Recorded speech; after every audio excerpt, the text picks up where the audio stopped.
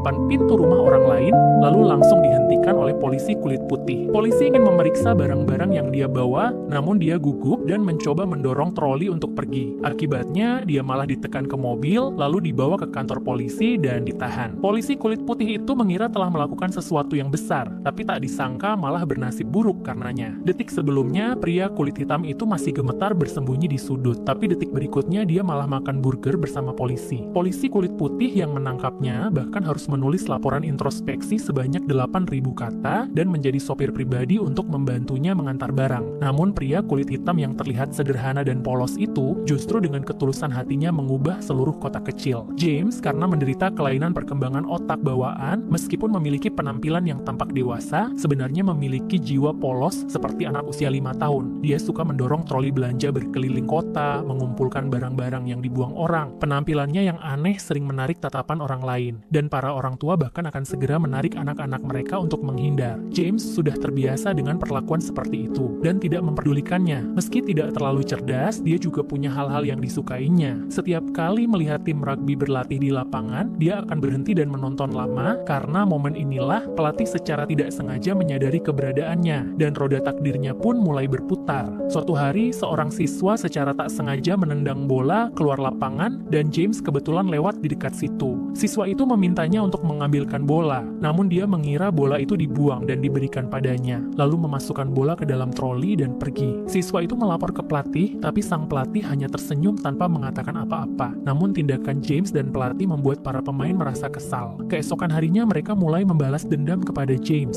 Mereka mengurungnya dalam ruangan kecil yang gelap, menghina dengan kata-kata, dan melempar bola rugby ke pintu dengan brutal. Ketika pelatih membuka pintu ruangan, dia melihat James yang wajahnya penuh ketakutan, meringkuk di sudut ruangan sambil gemetar. Tangan dan kakinya dililit dengan lakban. Pelatih segera maju dengan hati-hati, menenangkan James dengan suara lembut, lalu perlahan membuka lakban di tubuhnya. Begitu mendapatkan kembali kebebasannya, James langsung berlari keluar ruangan. Meski terjatuh keras karena tersandung ambang pintu, dia tetap buru-buru berdiri dan kabur tanpa menoleh ke belakang. Pelatih memandang serius ke arah para siswa nakal itu dan berkata, "Kalau kalian begitu suka bermain, maka besok kita perpanjang waktu latihan biar kalian bisa puas bermain." Keesokan harinya James kembali datang keluar lapangan sekolah. Saat melihatnya, pelatih segera menghampiri. James mengeluarkan bola dari hari sebelumnya dan menyerahkannya. Dia tahu pemain-pemain itu membulinya karena bola itu. Namun, pelatih tidak mengambil bola itu, malah mewakili para pemain untuk meminta maaf dengan tulus. Ia tak hanya mengundang James untuk ikut latihan di lapangan, tapi juga berjanji bahwa hal seperti kemarin tidak akan terjadi lagi. James tidak langsung menyetujui, dia hanya mendorong troli dan pergi dengan diam. Tapi mungkin karena masih ingat akan kebaikan sang pelatih sebelumnya, ia sempat menoleh ke belakang dan melambaikan tangan sambil tersenyum. Sore itu, setelah latihan berakhir, pelatih tidak langsung membubarkan para pemain. Ia menyuruh mereka berlari bolak-balik di lapangan tanpa henti, dari matahari masih tinggi hingga senja menjelang. Semua itu disaksikan oleh James dari luar lapangan. Dia tahu itu adalah hukuman dari pelatih atas perbuatan iseng para pemain.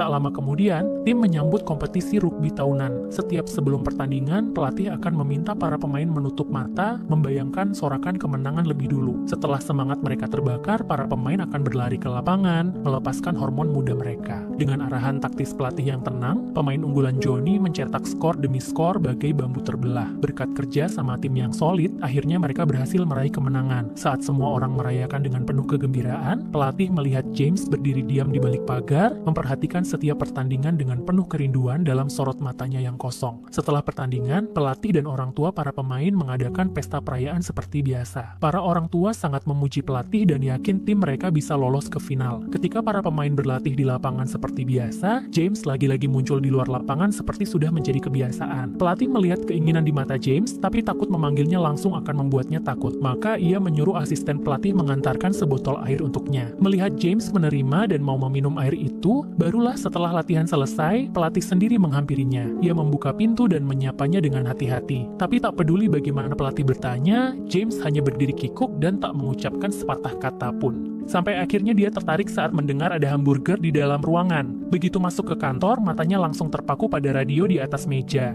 Saat ditanya namanya, dia malah bilang namanya adalah Radio, dan pelatih pun langsung memberinya julukan itu. Demi mendapatkan kepercayaan James, mereka tak hanya memberinya hamburger. Mereka bahkan menghadiahkan radio yang disukainya kepada James. Melihat bahwa mereka benar-benar tidak berniat jahat, akhirnya James menurunkan semua kewaspadaannya. Setelah makan dan minum sampai kenyang, pelatih pun mengantarnya pulang dengan mobil pribadi. Melihat James begitu menyayangi radio pemberiannya, pelatih pun memanfaatkan kesempatan itu untuk mengundangnya datang ke lapangan esok hari guna membantu latihan. Mendengar itu, sorot mata James yang biasanya kosong perlahan memancarkan sedikit cahaya. Namun ibu James memandang dengan penuh curiga. Dia tahu anaknya sering dimanfaatkan dan diintimidasi orang lain, sehingga sulit mempercayai bahwa seorang pria kulit putih bisa begitu baik pada putranya. Pelatih tidak banyak bertanya soal kondisi James dan dia pun tidak menjelaskan alasan kenapa mengantarkannya pulang. Keesokan harinya, James datang lebih awal seperti yang dijanjikan. Pelatih mengumumkan bahwa mulai hari ini, James adalah asisten pelatih. Tak peduli ada konflik apa sebelumnya, mulai sekarang tak ada seorang pun yang boleh mengganggu James lagi. Para pemain sempat kebingungan mendengar keputusan pelatih. Meski tidak sepenuhnya mengerti, tapi melihat keseriusan pelatih, mereka pun tidak bisa menolak. James akhirnya menginjakkan kaki di lapangan impiannya. Meski hanya bertugas mengambil bola atau pekerjaan kecil lainnya, ia melakukannya dengan senyum bahagia. Namun, beberapa pemain yang berniat buruk tetap tidak puas. Mereka memanfaatkan saat-saat pelatih lengah untuk menjahili James, menjatuhkan bola dari tangannya, sengaja menabraknya dengan papan, atau pura-pura menabraknya dengan keras saat latihan. Tapi James tidak mempermasalahkan semua itu. Dia terus bekerja dengan rajin, membantu menjaga kebersihan lapangan, berteriak menyemangati pemain, dan dengan sungguh-sungguh menirukan setiap gerakan yang diajarkan pelatih.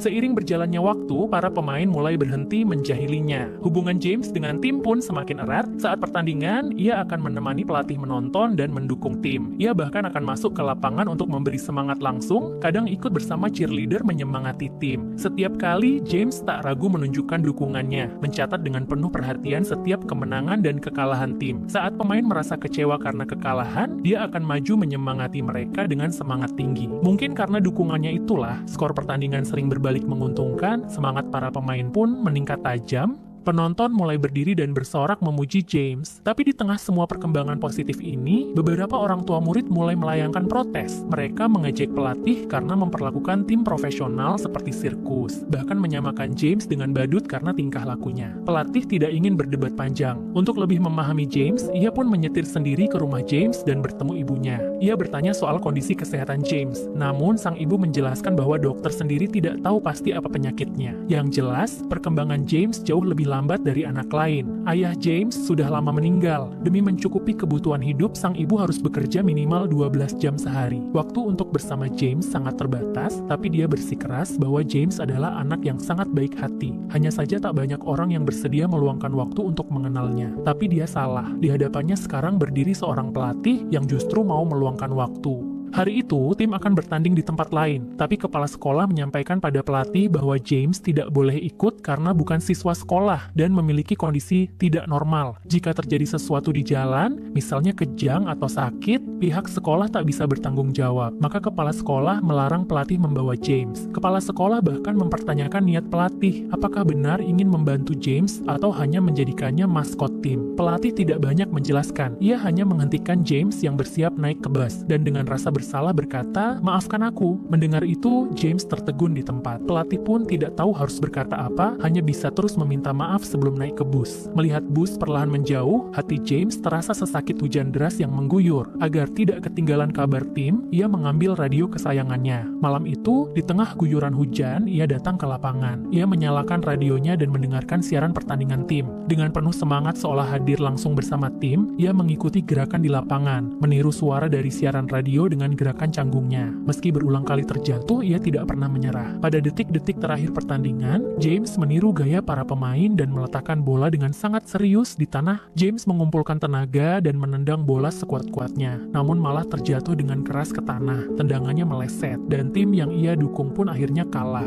James berlutut sendirian di tengah hujan deras, hatinya sangat sedih. Dia sangat mencintai bola basket, dan terlebih lagi, ia mencintai pelatih serta rekan satu tim yang telah bersamanya selama ini. Untuk menebus kekecewaan James, pelatih mengajaknya makan malam besar di restoran, lalu memberinya kehormatan untuk memimpin tim saat pertandingan berikutnya dimulai. Mendengar sorakan penonton dari tribun, hati James pun dipenuhi kegembiraan. Namun karena terlalu bersemangat, ia tanpa sadar berteriak membocorkan taktik yang sudah disusun oleh pelatih. Sontak tim lawan langsung tertawa, semua strategi sudah terbongkar sebelum pertandingan berjalan. berjalan. Akibatnya, tim mereka benar-benar diacak-acak oleh lawan. Saat babak pertama usai, skor menunjukkan kekalahan telak. Saat istirahat, pemain andalan mereka, Johnny, meledak marah. "Setengah pertandingan berlalu, aku bahkan belum menyentuh bola," katanya keras-keras. Mendengar itu, James langsung mengambil sebuah bola dan menyerahkannya kepada Johnny. Namun, justru dari tindakan kecil James itulah pelatih tiba-tiba mendapat ide strategi baru.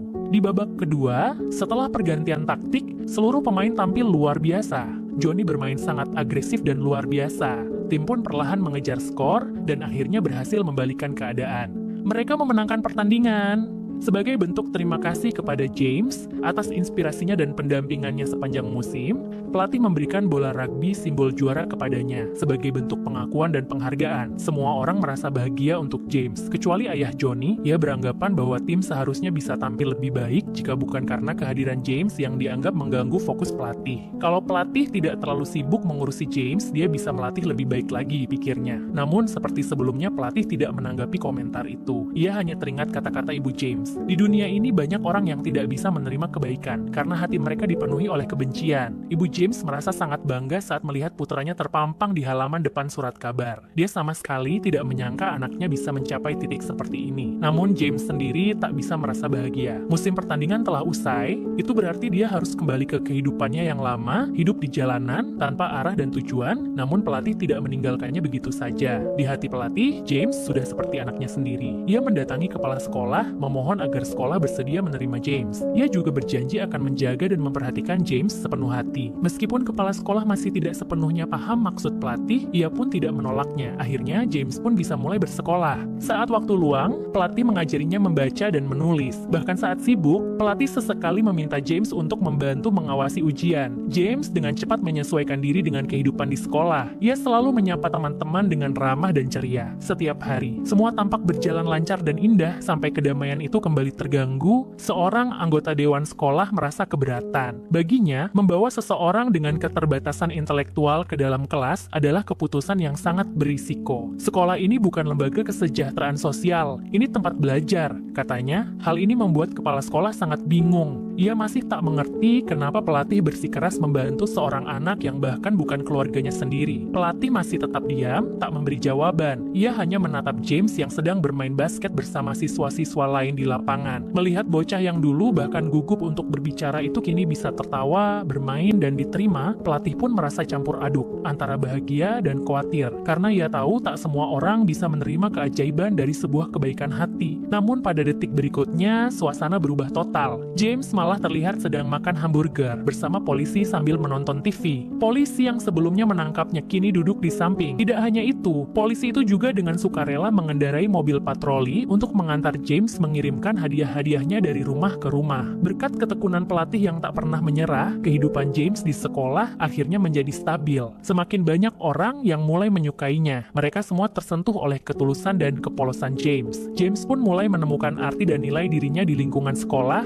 Ia membantu sebagai petugas kedisiplinan dan punya cara unik untuk menegur siswa yang melanggar, memberi mereka pelukan hangat. Di lapangan, ia menjadi asisten pelatih yang selalu bersemangat memberi dukungan kepada para pemain. Ia juga merangkap sebagai penyiar sekolah. Setiap siang hari, ia akan mengumumkan menu makan siang dengan gaya bicara yang lucu dan kocak, membuat para siswa tertawa lepas. Sekolah yang tadinya terasa sepi pun jadi penuh warna dan keceriaan. Namun, di mana ada yang suka, pasti ada pula yang tidak suka. Johnny adalah salah satu dari mereka yang tidak senang pada James. Baginya, gelar juara yang diraih tim basket dulu adalah hasil kerja kerasnya. Tapi justru James yang mendapat pujian dan sorotan. Kini, si bodoh berkulit hitam itu bahkan lebih populer darinya. Ia pun memendam rasa kesal yang dalam. Johnny lalu menyusun rencana untuk mempermalukan James. Ia berbohong dengan mengatakan bahwa seorang guru di ruangan sebelah sedang butuh bantuan. James yang baik hati langsung percaya dan tanpa pikir panjang berlari ke ruangan itu. Namun, saat membuka pintu, ia langsung tertegun. Itu adalah ruang ganti perempuan. Para siswi langsung menjerit ketakutan, sementara James yang panik buru-buru berbalik dan lari keluar. Sambil berlari, ia terus menyalahkan diri sendiri,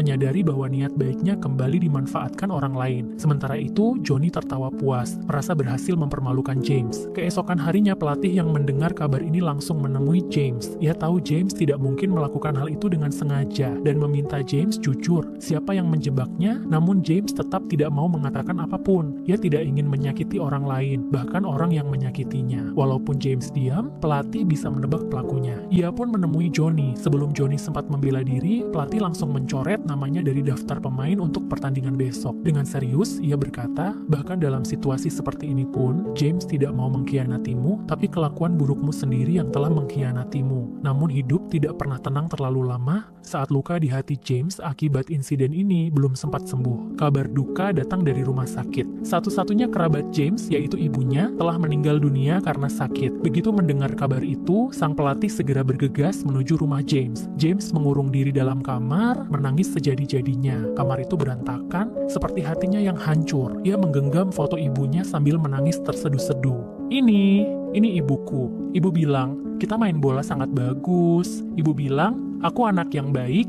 James terus mengulang kata-kata terakhir ibunya. Pelatih hanya bisa memeluknya erat, menenangkannya dengan suara lembut, seperti seorang ayah yang memeluk anaknya, yang sedang patah hati. Malam itu panjang dan sunyi. Tak ada suara lain selain isak tangis dan desahan pelipur lara. Dalam perjalanan pulang di dalam mobil, pelatih akhirnya mengungkapkan rahasia yang selama ini ia pendam kepada putrinya. Waktu aku berusia 12 tahun, setiap hari aku harus mengantar koran demi membantu keluarga. Suatu hari, katanya, ia mendengar suara aneh dari sebuah rumah tua. Saat mengintip lewat celah, ia melihat seorang anak laki-laki, seusianya, yang dikurung dengan kawat berduri, tampaknya memiliki masalah mental. Ia tahu ia bisa menyelamatkan anak itu, namun selama 2 tahun ia hanya lewat begitu saja, tanpa berani berbuat apapun. Hingga suatu hari, suara anak itu tak terdengar lagi untuk selamanya. Sejak itu, rasa bersalah itu menghantui hidupku, dan aku sadar, mungkin, dengan membantu James, aku bisa sedikit menebus kesalahan itu. Putrinya yang mendengar cerita itu akhirnya mengerti, mengapa ayahnya begitu peduli pada James. Jarak dan kesalahpahaman di antara mereka pun perlahan mencair, berganti dengan pemahaman dan kehangatan. Namun kebahagiaan itu hanya sesaat. Dewan sekolah kembali memanggil pelatih. Mereka menegaskan bahwa James kini sudah kehilangan wali satu-satunya dan rekam jejaknya penuh masalah. Ia masuk ke ruang ganti perempuan, merusak isi rumahnya sendiri, dan menurut mereka, James bisa kapan saja kehilangan kendali. Satu-satunya solusi, kata mereka, adalah mengirim James ke rumah perawatan sosial. Namun pelatih tetap pada pendiriannya. Kalau kalian memaksa mengusir dia sekarang, itu sama saja kalian membunuhnya. Dewan sekolah yang kembali ditolak oleh pelatih pun akhirnya harus diam-diam meninggalkan tempat lagi. Pelatih tahu ada seseorang di balik semua tekanan ini, dan besar kemungkinan itu adalah ayahnya Johnny yang sejak awal selalu bersikap berseberangan dengannya. Saat dituding secara langsung, ayah Johnny pun tidak berusaha membantah. Kalau aku ingin anakku tampil lebih baik, maka James harus pergi dari sekolah ini. Dengan begitu, tim akan jadi lebih stabil. Pelatih tidak ingin membuang waktu berdebat dengan orang seperti itu. Ia lebih memilih mencurahkan perhatiannya sepenuhnya untuk James. Melihat James yang perlahan mulai bangkit dari duka kehilangan ibunya, pelatih mulai mengajarinya cara menulis nama sendiri. James pun mengambil pena dengan kaku dan mulai menggambar lingkaran-lingkaran besar di kertas. Meski tulisannya tidak jelas, pelatih tetap tersenyum dan memuji dengan tulus. Kamu berhasil, bagus sekali. James merasa senang dan bangga mengira dirinya sudah bisa menulis. Lalu ia menulis selembar penuh tulisan gelombang tak terbaca dan menghadiahkannya bersama radio kesayangannya kepada Johnny sebagai bentuk simpati karena Johnny sebelumnya tidak bisa ikut bertanding. Johnny memang tidak paham arti dari tulisan itu, tapi ia bisa merasakan tulusnya niat baik dari James. Mengingat semua perlakuan buruk yang pernah ia lakukan pada James, rasa bersalah pun perlahan menyelimuti hatinya.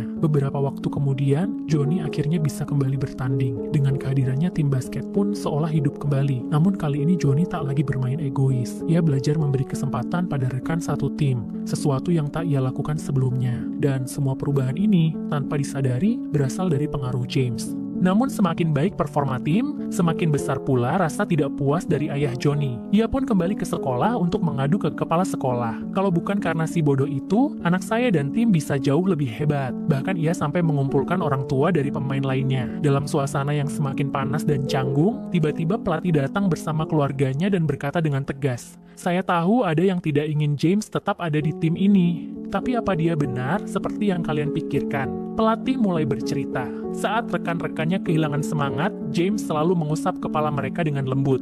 Saat latihan keras, James rela jadi alat benturan bagi pemain lain. Bukan kita yang sedang mendidik James, justru James yang sedang mendidik kita semua. Kalau kalian tetap bersikeras ingin mengusirnya, maka saya akan mengundurkan diri sebagai pelatih. Tanpa menunggu respons, ia pergi dengan tenang sambil membawa keluarganya keluar dari ruang rapat. Para orang tua yang selama ini percaya dan menghormati pelatih, akhirnya melampiaskan amarah mereka pada ayah Johnny. Mereka tahu kontribusi sang pelatih terhadap tim tak bisa disangkal. Ayah Johnny pun terdiam, ia tahu kali ini ia telah kalah dalam diam. Terlihat jelas bahwa kali ini pelatih benar-benar bertekad untuk mempertahankan James. Beberapa bulan pun berlalu. Hari itu, sekolah mengadakan acara kelulusan. Johnny datang menghampiri James dan memberikannya jersey tim rugby sebagai hadiah. Kini, dari dalam hatinya ia telah sepenuhnya menerima pemuda kulit hitam itu sebagai bagian dari tim dan sahabat sejati. James pun mengenakan toga dan topi kelulusan. Meski ia sudah resmi lulus dari sekolah itu, kepala sekolah dengan senyum tulus mengumumkan, selama kamu ingin berada di sini, sekolah ini akan selalu terbuka untukmu. Mendengar hal itu, James langsung memeluk sang kepala sekolah dengan penuh sukacita. Ya,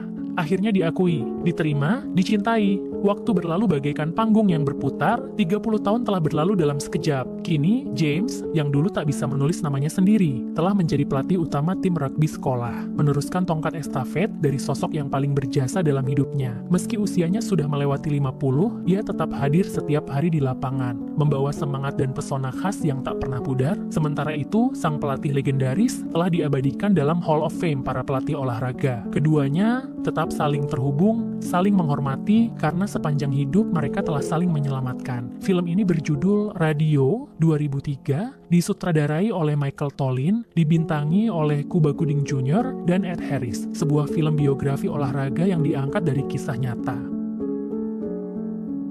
Terima kasih telah menonton video ini. Jangan lupa untuk mendukung channel ini dengan cara menekan tombol like dan subscribe. Sampai jumpa pada kisah-kisah menarik lainnya.